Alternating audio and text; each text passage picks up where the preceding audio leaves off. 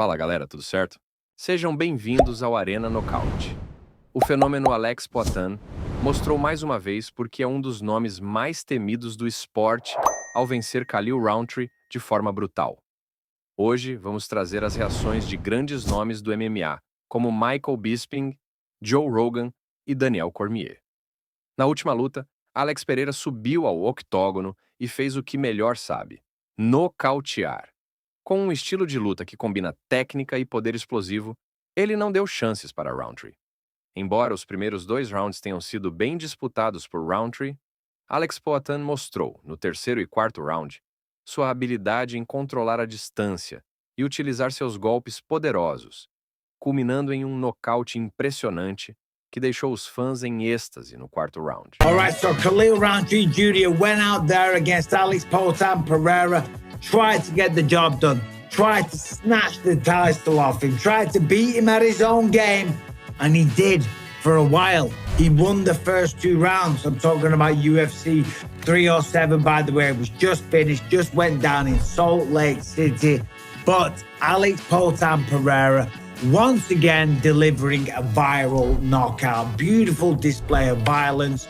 Blood was all over the place. Blood was dangling from his nose when he was speaking to Joe Rogan. The crowd absolutely loved that bit. But yeah, a great performance, a great fight, and another victory for Alex Pereira. What this man's doing in this sport is unbelievable. So let's talk about the fight. So Khalil Rountree Jr., obviously being the smaller guy, he can't stand in the fighting range. If he stands in the boxing range, Pereira can hit him where Rountree can't reach him. So he had to use his feet explosively to get in to close the distance. He was throwing 3-4 punch combinations, but a lot of the time he was just coming up a little bit short. Pereira was expertly moving back just out of range.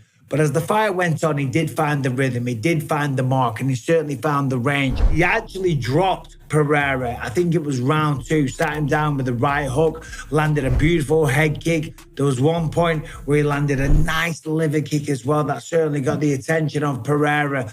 But at no point did Pereira look particularly flustered. He didn't look worried or concerned. At the end of round 1, Rountree was he was very tired. He was blowing hard. It looked like this pace was going to affect him. It looked like this style, this game plan of having to explode in, go from 0 to 100 real quick was going to cost him. And that's what you've got to do. It's like McGregor said after he lost to Nate Diaz. I was inefficient with my energy. I wasn't economical with my energy. And you got to think about a 5-round fight. Yeah, sure. If you get the knockout, that's fantastic. But if you can't sustain that pace, and fighting that way is what's giving you success, when you start to get tired, you're going to encounter problems. And certainly when you're going up against somebody like Pereira, who's a sharpshooter, he's so powerful, his attack is so varied. I mean, everything he did tonight was beautiful. The jabs that he was using were just so fast and punishing. Absolutely sliced up the face of Rountree, massive cut over his eye. His nose was disgusting. Apparently had a bit of a cut on his nose coming into it. But Pereira added to it. Let me tell you, as I said, speaking to Rogan, big snot bugger dangling out of his face, cuts all over the place. But Pereira, just the cool demeanor that he had throughout the entirety of the fight.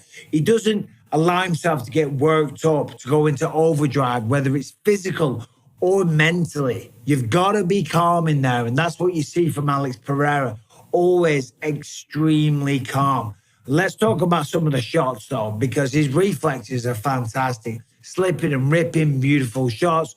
Nice jabs. Of course, the leg kicks were causing problems for Khalil as well. They were talking about it on the commentary. You know, it was starting to affect his movement a little bit and certainly affect his ability to explode in, as I say. That's when he was having success, and he was the faster guy. He was the more powerful guy. The straight left from Khalil was really, really deadly. But the chin of Pereira, I mean, it is solid because he took a lot of shots tonight. It's not something we always see. And it was also nice to see that he can fight through adversity, that he could be a hammer and then be the nail as well. You know, it's all well and good him going out there and knocking people out.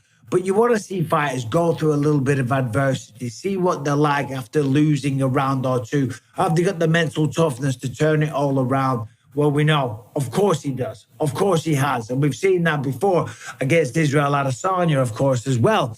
But tonight, what he did was very, very impressive because he had a tough, explosive, dangerous, skilled striker in Khalil Rountree Jr., lost the first couple of rounds, made some adjustments, used the jab, broke him down, bust him up, got him up against the fence, beautiful uppercut, and then boom, boom. 2 body shots, drops him hard. Mark Goddard steps in, and that was that.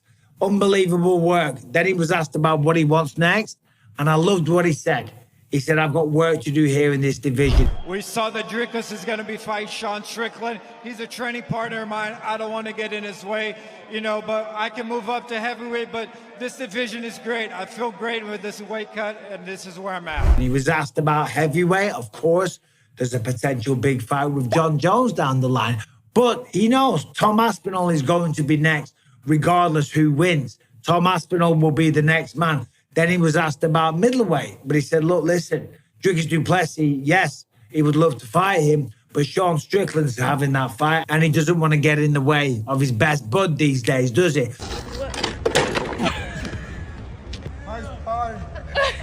sparring partner with So he's going to stay in his own division and do some work, which I love to hear, because the next man up, the next man, if he wins, of course, in Abu Dhabi, has got to be Magomed Ankalaev. So well done, Pereira. Once again, it's unbelievable what he's done in this sport in such a short time. Defending the belt in 3 months, making an absolute fortune, taking over the sport, and continuing to give these beautiful viral knockouts.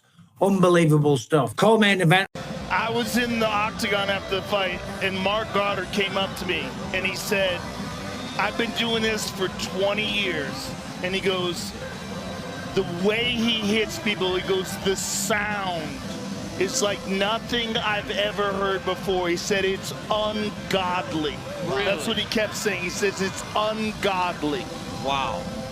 That's crazy coming from Mark Goddard. So the fact that Rountree Jr. ate all those shots. Oh my goodness, he did everything that his physical body could stand. His spirit tried to carry him, but his physical body just could not take the punishment. That man is just different in every way, shape, or form. And, you know I knew this coming into his MMA career. I knew this from kickboxing. You were one of the first ones. I mean, you were bullish on how good he was. You told us as soon as you walked into MSG. Yeah, I was just telling you this is a different thing you're dealing with. I mean, there's great kickboxers. There's a lot of great kickboxers. There's knockout artists. This is different. Yeah. It's like a different kind of human. He's built different. There's something about him. It's also the style is different. Yeah. The movement is different. The way he's able to land extraordinary power with no telegraph. Yeah. The way he's able to damage your calves and slowly start breaking you down. And Polino was saying that even the way he cuts weight is different. Yeah. He's like, the weight comes off him easy. Yeah. Like a lot of weight. Yeah. A lot of weight.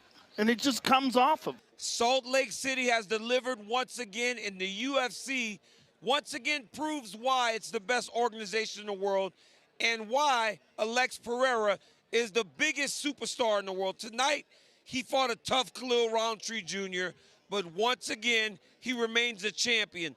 What a phenomenal performance by Poatan. It was much harder than they expected it to be. He was down 2 rounds going into the 4th.